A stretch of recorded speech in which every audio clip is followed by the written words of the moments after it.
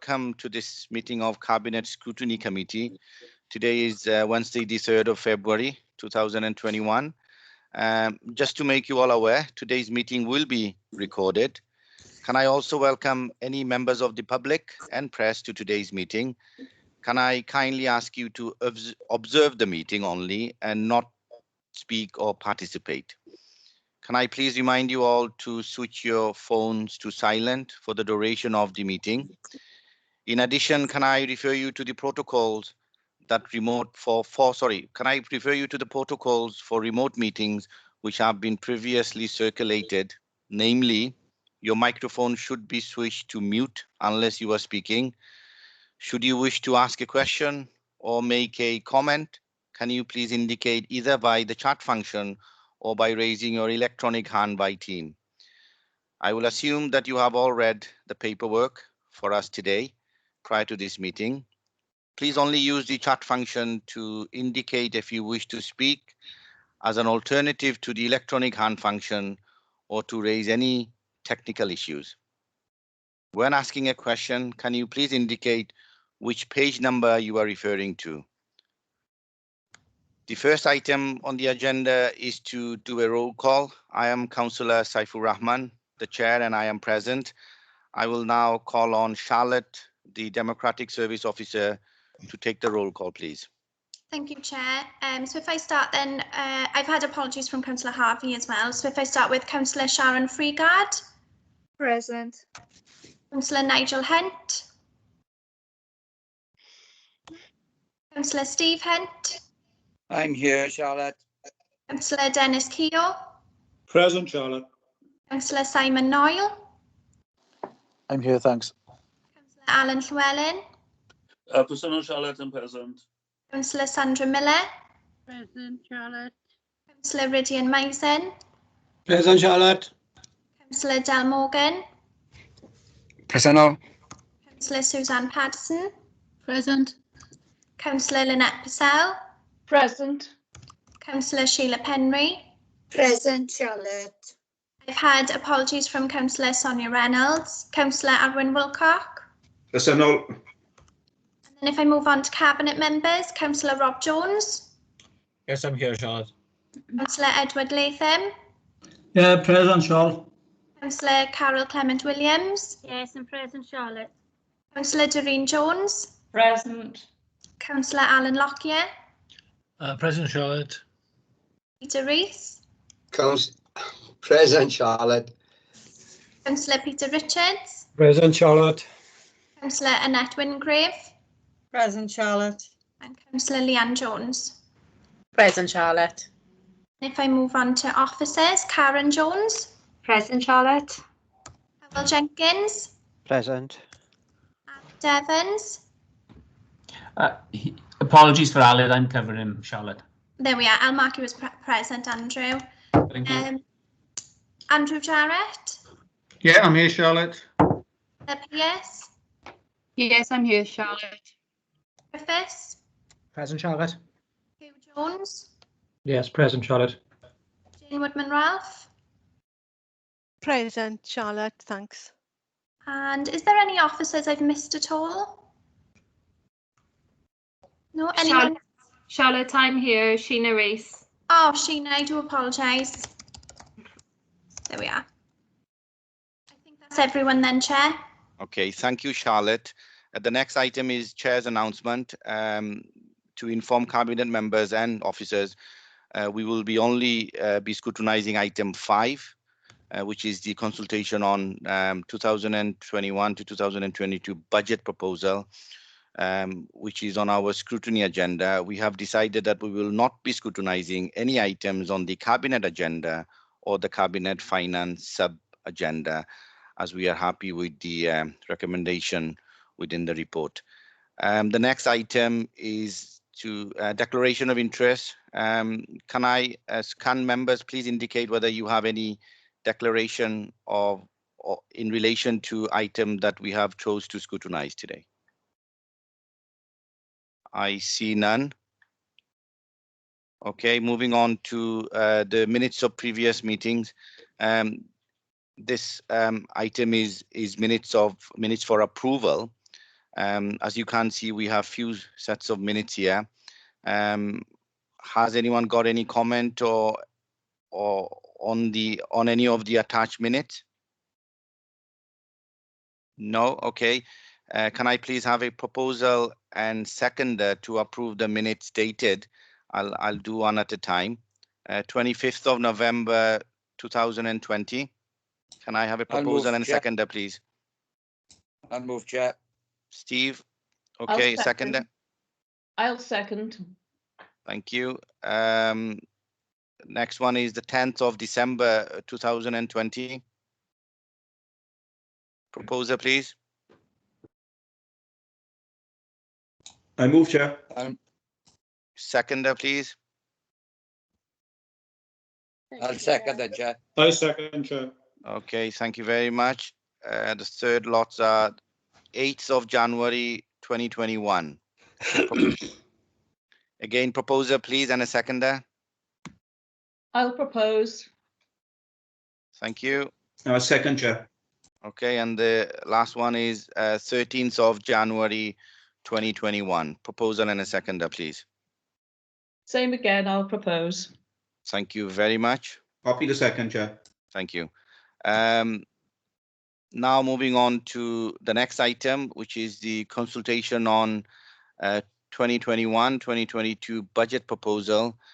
I assume that officers may want to give a brief update on this report, highlighting the specific budget areas that fall in line with Cabinet scrutiny remit to enable the committee to feed into the consultation. We will then go to questions. Mr. Howell Jenkins, would you like to come in now? Yes, thank you, Chair. As members can see, the aim of today's report is just to highlight the functions that are carried out by your corporate services divisions to actually deliver services on behalf of the council. The report shows that in terms of budget terms, it's £18.4 million that is managed to deliver these services, including the costs of managing members' remuneration and support to members through various committee meetings.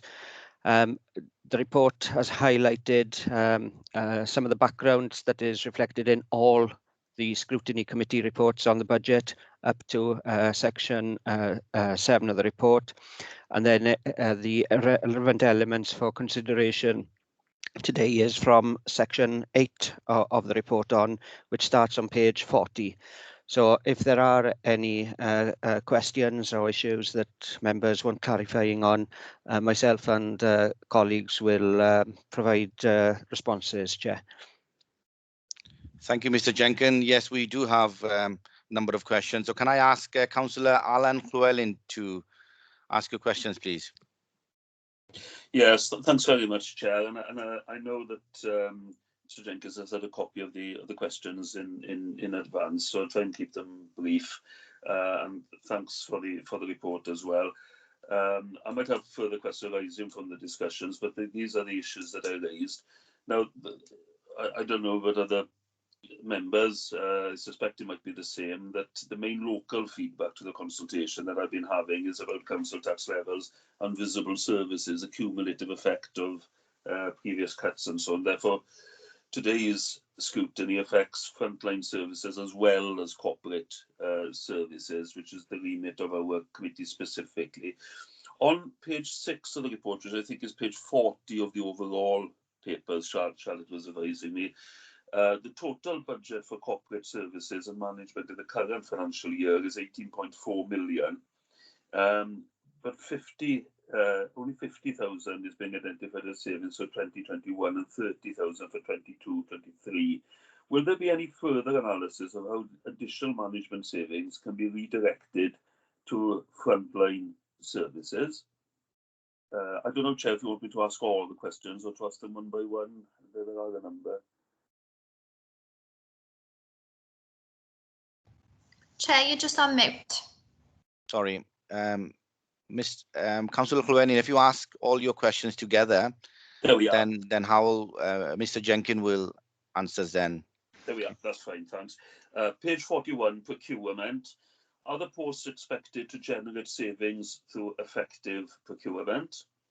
The other posts listed on page 41, has consideration been given to redeployment or retraining of staff given the flexibility achieved or working arrangements in the past year?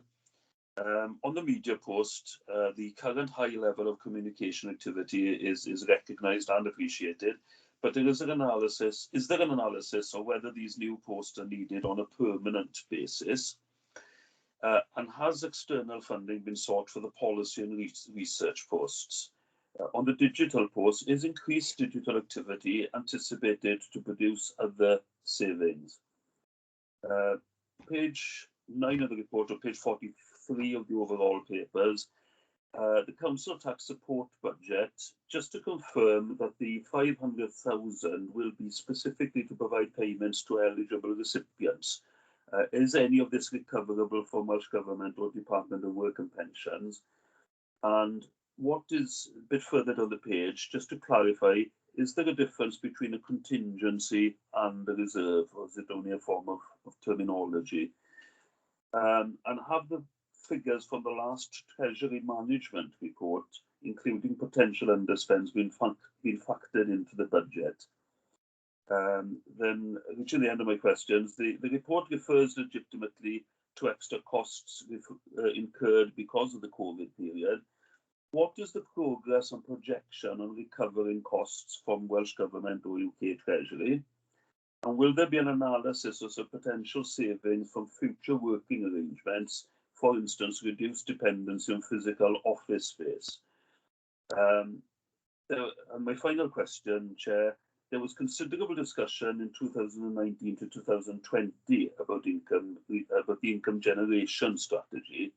Inevitably, there has been considerable disruption during this current financial year during the COVID period, but has that work been factored into the budget for future years? That's the end of my questions, Chair. Okay, thank you, Councillor Llewellyn. Over to you, Mr. Jenkins. Thank you, Chair.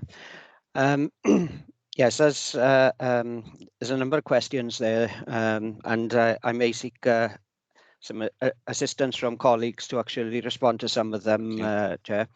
In terms of the question around the 50k and 30k savings in future years, yes, the future forward financial plan, which will be further updated this summer, will look at savings and income generation that we will be looking to seek into later this year and into future financial years.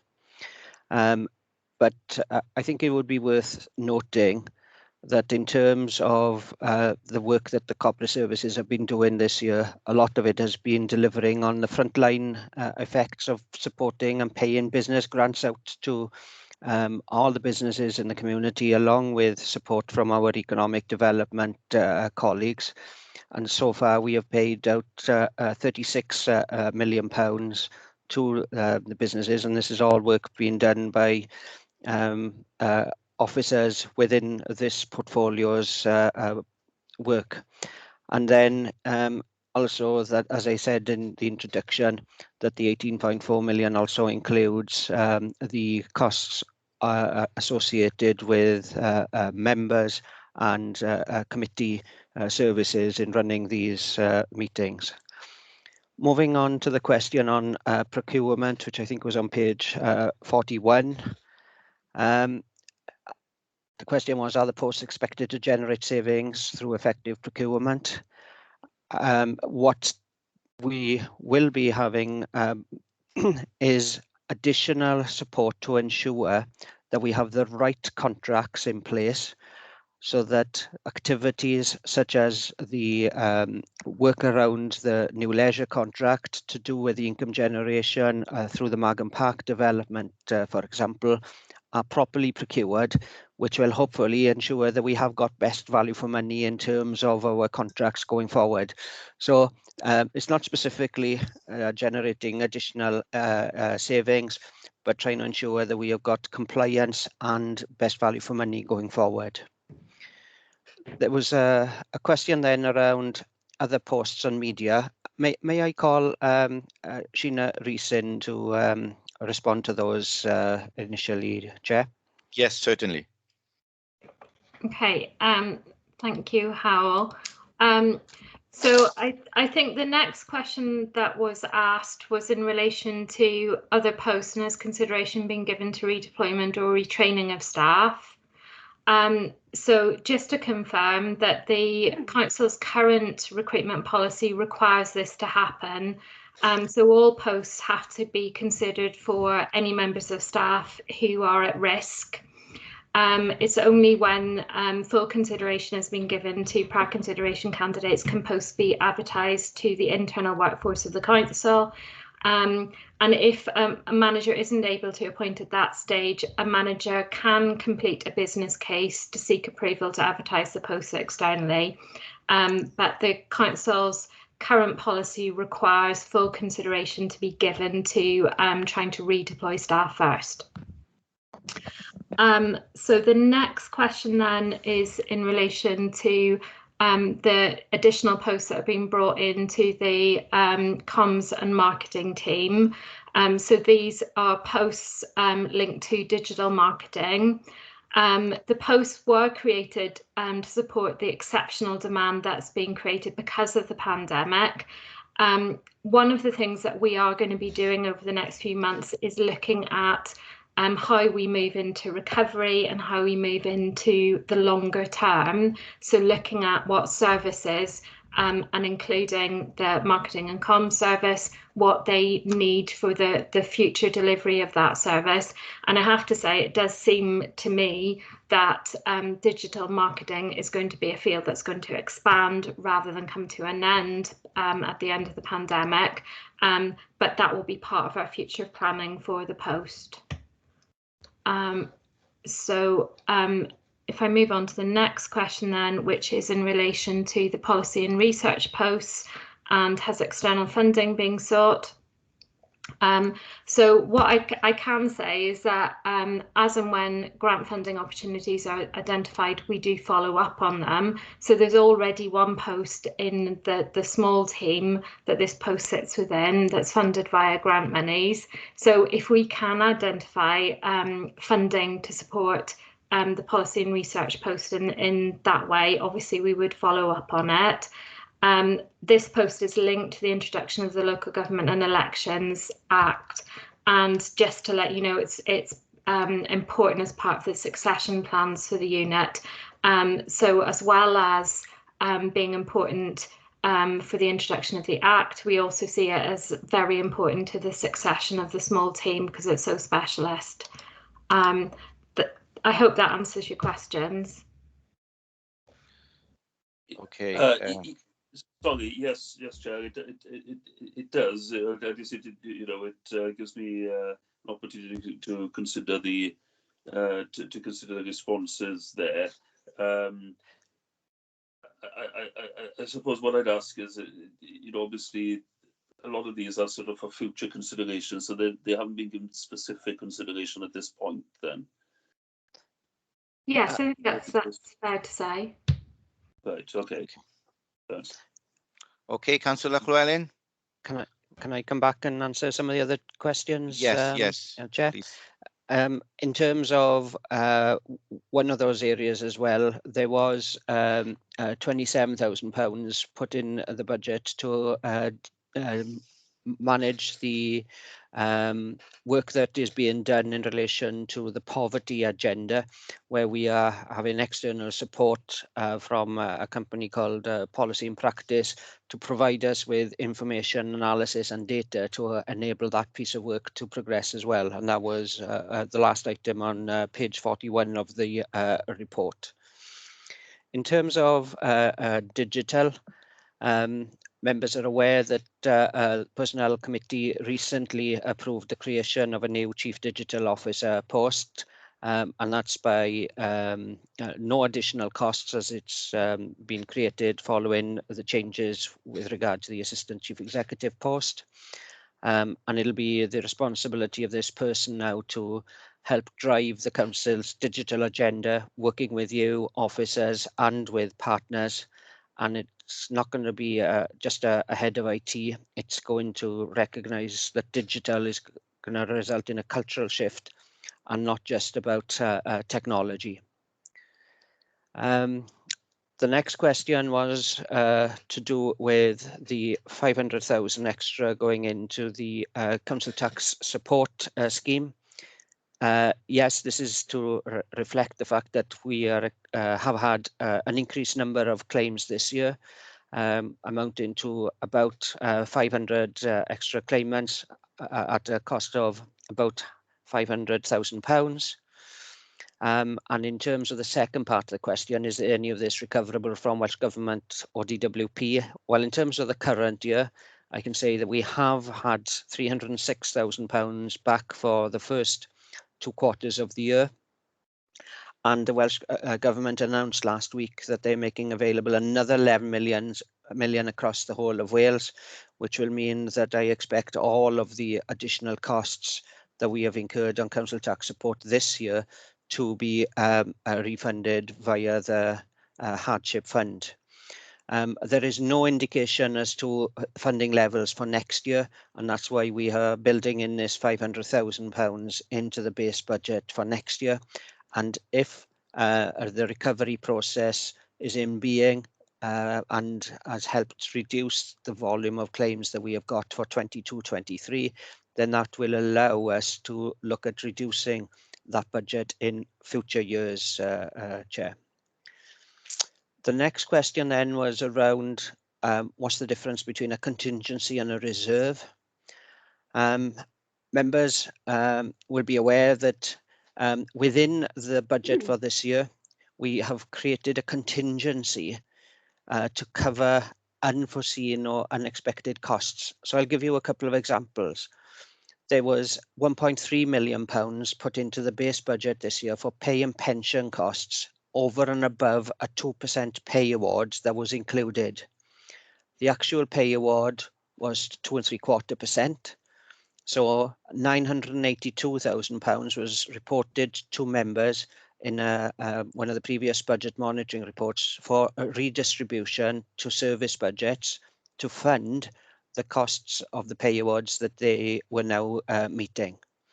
Also, in Q1 of this year, there was £285,000 transferred to the Environment Directorate to cover the increased costs of Panteg and Storm Dennis that weren't covered by Welsh Government grants. So that's what a contingency is. We've got it in the base budget. It can be rewired and reallocated to wherever the service area is. And it's an important part of making sure that we have got some element of financial support within the base budget. Then when I look at the reserve, the reserves is monies in effect that you've got in your personal savings account. Once you have used it, you can't use it again. And so it's more of a back pocket support that is available as and when. The next question then was around Treasury management and did the potential underspends factor into the budget? Well, members will recall that when the report was presented to Cabinet on the 13th of January, the actual Treasury management report was showing a potential overspend because interest rates have actually reduced by about 250,000. And that any fluctuations in that Treasury management annual budget would then be dealt with through the Treasury Management Equalisation Reserve. And that's another example of how the reserve is used to help equalise costs between years. The Councillor Llewellyn also asked a question regarding extra costs that we've incurred as a result of COVID and what have we been able to recover from either the Welsh Government or the UK. Well, that was reported back in the meeting to the 13th of January, but I can give you the update as of today. We have now claimed £9.1 million from the Welsh Government Hardship Fund. To date, we have been reimbursed £7.7 million. That's £222,000 worth of expenditure that they haven't supported, or they've only partially supported, because if you recall, I mentioned that, for example, they're only contributing 25% of media costs. They were only contributing about 50% on IT costs. And the balance of £1.1 million is the value of the December claim that we only submitted 2 weeks ago, and I'm expecting further announcements and monies to come through on that during this month. In addition, we submitted a claim for income loss. We've submitted 3 claims now, 8.2 million covering the period up to the end of December. They've reimbursed us nearly £6.1 million, and this last submission, which we sent for Q3 last week, was for £1.8 million. And again, I expect feedback and payment for most, if not all of that 1.8 million later this month. Councillor Llewellyn then went on to ask the question about will there be any analysis of some potential savings from future working arrangements, for example, reduced dependency on office space. Well, part of that has been responded to in answering our earlier questions. When we go through the recovery process, we will be looking at what services we can provide, trying to make the best use of both the people and our physical assets as we're going through into future years. And I'm sure there will be reports coming back for members' consideration on all of these matters as we go through the medium-term financial planning work from April onwards, Chair. And moving on to the last question, that was around the income generation strategy, and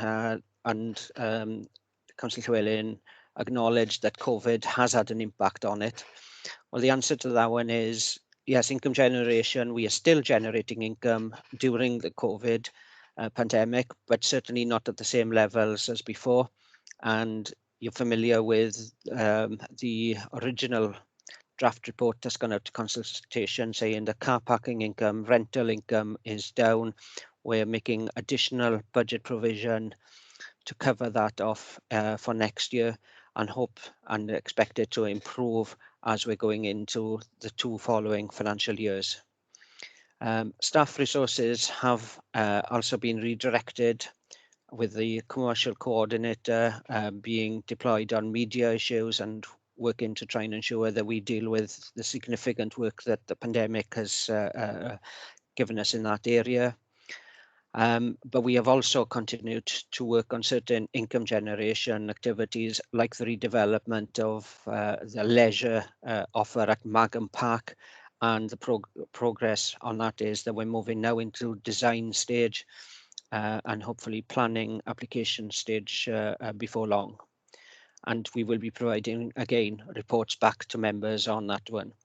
And I'm sure that our Cabinet Member for Finance will be bringing reports back to members on activity as we're moving out of recovery to try and improve income generation as we go forward into future years, Chair.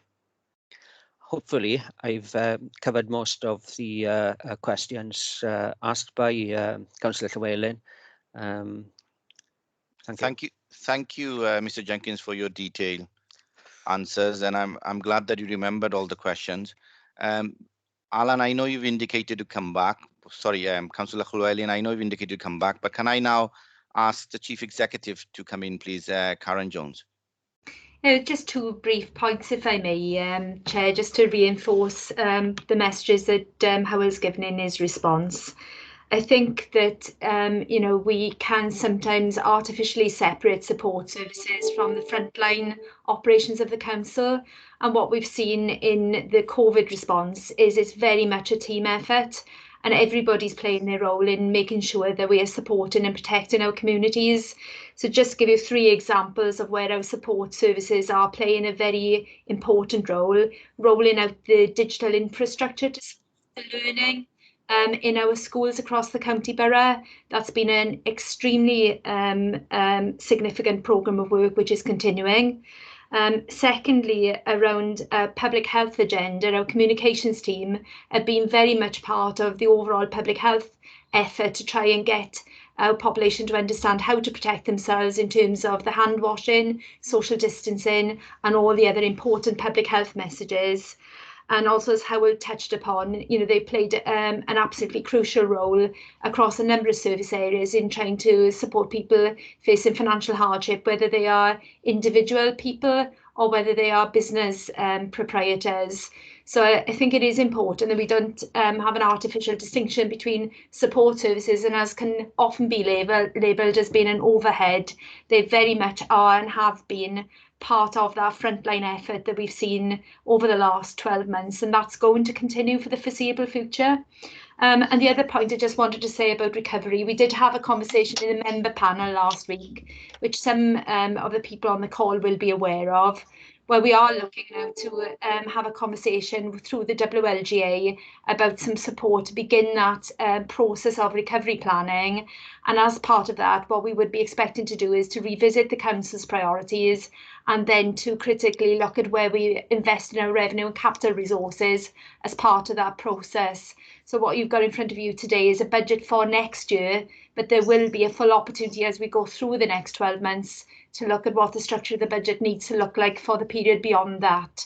So that's all I wanted to say by way of context, Chair, for this morning, for this afternoon. Thank you, Chief Executive. Councillor Llewellyn, did you want it to come in? Yes, very briefly, Chair. And I appreciate the replies. Obviously, I'm considering everything that's being said, and it is helpful to get the broader picture. Can I go back to one point that Howell replied? Again, it's back to page 43 on the overall report, page 9 on the report itself, council tax support budget.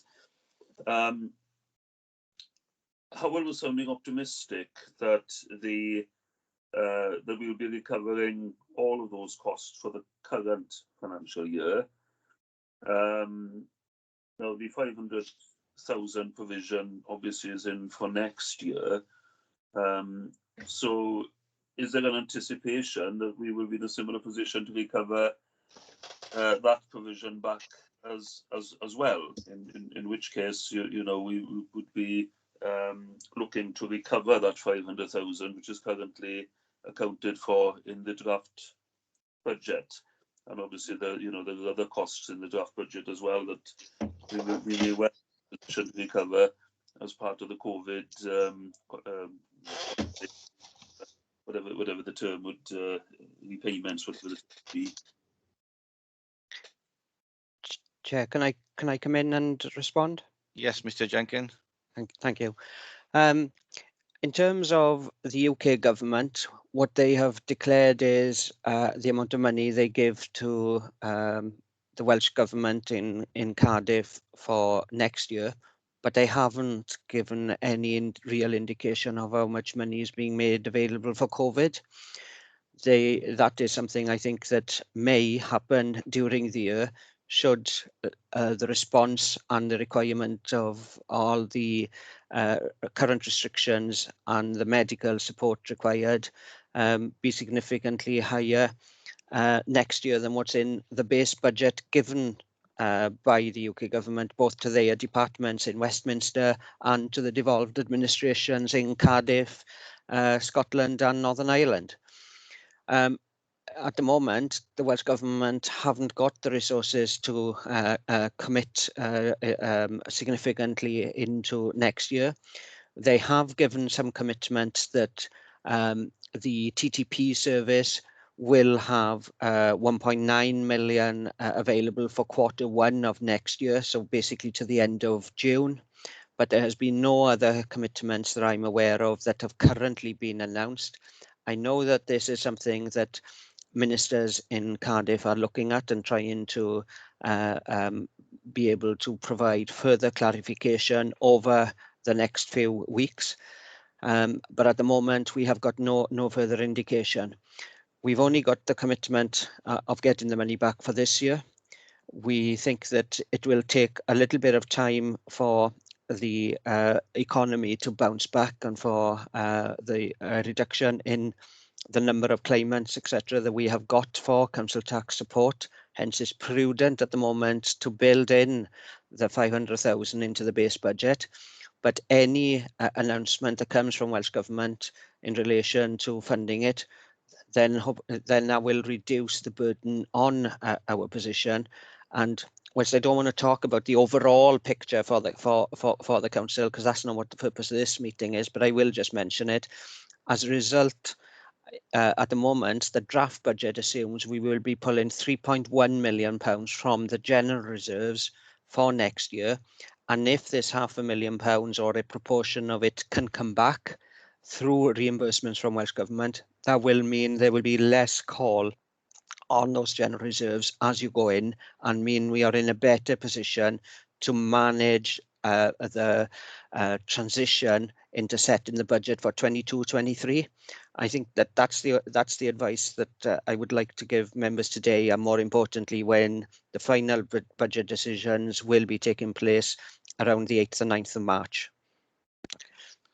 Thank you. The next I have Councillor Suzanne Patterson, please. Thank you very much, Chair. I'd just like to put this into a little bit of context.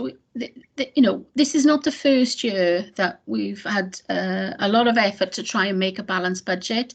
This has been going on for years and years and years now. And all the low-hanging fruit, I think, is the expression Howell has used many times before, has been utilised, as we'll say. So the budget that is before us now is the best that we can offer as we went out to consultation, is the best that we can offer at the moment, with all the uncertainties that this world is offering us at the moment. I know we're here just to talk about the corporate budget, but like Howell, I can't help but think about the whole story. And I would just like to ask Howell, for any member of the public who is not got papers that we have all had, how much does it cost the council to reduce the council tax by 0.5%? And if we were minded to do that, how difficult would it then be to make that money back up again? Okay, Mr. Jenkins. As members are aware, the current amount of council tax that is generated is £77 million, nearly £78 million. So every 1% is about £780,000. But that is before the council tax support scheme is put in place. And as you know, that's nearly £19 million is the budget for that. So the net amount of increase for every 1% of council tax is probably around £590,000. Every 0.5% then will be just short of £300,000. So in terms of the council tax, that's what 0.5% is worth. And I think this is a discussion for another time, but what I can say is that the council tax support scheme is there to help the people who have got most financially disadvantaged, and that was still going to be in place for next year for all of those. Members will know that we've got over 17,500 people who benefit from that, and 12,500 get their council tax paid in full, and approximately 5,000 residents have contributions towards their council tax based on the Welsh Government scheme that is an universal scheme and put in place across the whole of Wales. I think it's best to leave it at that at this point, Chair, because there will be further discussions later on. Yes, I agree. I totally get that, Chair, and I just wanted to put it in context that we're looking at savings of like 50,000 in any particular directorate, or 20,000, and sometimes 5,000. I just wanted to highlight how difficult it is to make that money back up again, should anybody be minded to actually do that. And I think Councillor Llewellyn mentioned in his question that the residents are looking at what they get for their money, and if we were to make cuts, deeper cuts than we've already made, that is where it would show up. So am I correct in saying that for a band D, the current increase that we are consulting on would be £6 per month? Is that correct? It's For 60. band D? Band D is £60 a year, so it will be just short of Just under £6. that, yeah. Yeah. And that if people are unemployed or on very low income from pension, not from pension, but from benefits, we have actually put the £500 million into that fund to help deal with that side of things. 500,000. 500,000, sorry. Yeah. I got carried away there. Yeah. But yes, so all being right, I think we've got the consultation figure about right, and I'm hoping that Welsh Government may be able to bring it down for us, or give us more money so that we can bring it down. But if not, I think that is a fair figure at the moment. Thank you. Okay, I have Councillor Steve Hunt next, please. Yeah, thank you, Chair. I think Councillor Llewellyn has asked all the questions for us all rolled into one there. But just the council tax support scheme and grants, it would also be prudent to suggest that they will continue. At what level is the optimistic view? I suppose that they continue at the same level, or possibly even increase if that was the case. But I mean, they're going to be there in some way or form. So as you said, it's for another day and another debate. I have one question on page 35 at the very beginning, the purpose of the report. I'm obviously asking questions to Howell outside of the meetings, which is sometimes better to do so that I have a better understanding before posing any questions. But that's all I wanted to ask this morning, because it's quite a clear proposal here this morning, is that to provide members of the Cabinet Scrutiny Committee with the supplementary information regarding the 21-22 draft budget proposals, and obviously set up in the report, and the consultation will continue till the 12th of February, prior to the final budget. We're obviously going to have the opportunities to discuss the budget in its entirety. But I wanted to know, is the information from today aiding the scrutiny committees to help them get decisions and discuss what they need to in their relative scrutiny committees. If changes from Welsh Government, and I mean, you touched on it, our leader have told us several times that it's such a change in climate. Even tomorrow there may be announcements. You just, Howell touched on money coming in through various sources and how much you're claiming back and how much outstanding you've got to come in. So I'm pretty much wanting to know at what opportunities, even after scrutiny, will we have before making a decision, so we have the clearer picture on further funding from Welsh Government, sort of rolling into a lot of the questions that were asked today, that we can then have an educated and grown-up debate when setting the final budget. I hope you understand what I'm saying. I think you do. I think we've got used to me now over the years. So thank you for that. Thank you, Chair. No problem. Mr. Jenkins? Yeah, thank you, Chair, and thank you, Councillor Hunt. The Welsh Government final announcement on the funding budget for next year is due on the 2nd of March. That any information that we gather between now and then and as part of that announcement will be built into the final report that is being prepared for members for consideration on the 8th and 9th of March. So and a member seminar will be available just prior to decisions being made, so that you have got all the information at hand to enable you to have that debate at those meetings. Thank you, Chair. No problem at all. And welcome. finally, then I have Councillor Del Morgan, please.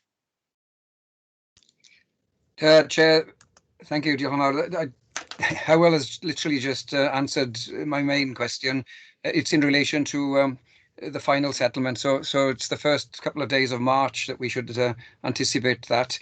I'm guessing. I wondered whether if Hywel could say whether we might be getting any drip feed of a general pitch or direction before that, or are we literally waiting for that date before we know anything? I think at the moment, Chair, the information that I'm getting is that there are certainly announcements in terms of the current year and the impact of COVID that is being released by Welsh Government on a regular basis. I think that they will probably make some announcements about COVID funding going into next year, perhaps between now and the beginning of March.